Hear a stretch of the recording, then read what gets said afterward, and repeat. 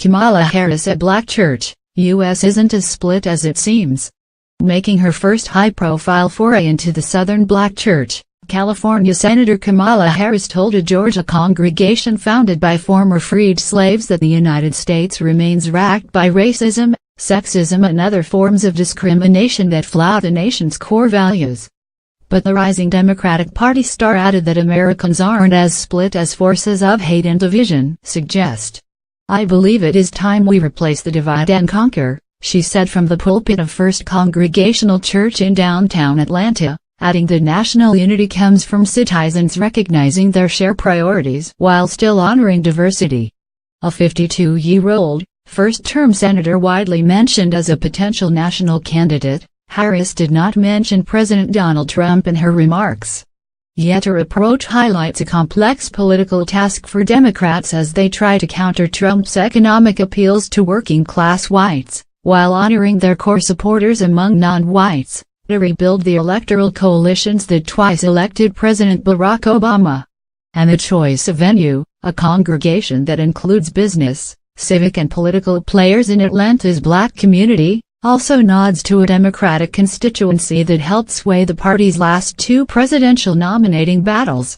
Harris's future prospects dominated her appearance as the invited keynote for the 150th anniversary of First Congregational Church's founding. Introducing Harris, church member and personal friend of the Senator Eugene Duffy called the occasion a day of projection and reflection. At the word projection, Duffy pointed at the senator. Duffy also dispensed with Harris's avoidance of lambasting the Trump administration, praising her for her aggressive questioning of that white supremacist Jeff Sessions, the nation's attorney general. He said Harris pulled Sessions' sheet off at hearings on Capitol Hill. Harris smiled but did not clap, as did many congregants when Duffy blasted Sessions. From the pulpit, Harris criticized the attorney general, without naming Sessions, for renewing the push for harsher sentences in nonviolent drug crimes and for rolling back some of policing overhauls from the Obama administration.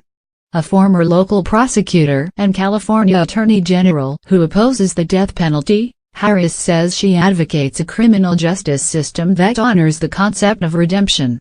Separately, Harris called for a more effective U.S. response to hurricane devastation in Puerto Rico. She did not mention health care. She's recently signed on as a co-sponsor of Vermont Senator Bernie Sanders' Medicare for All bill.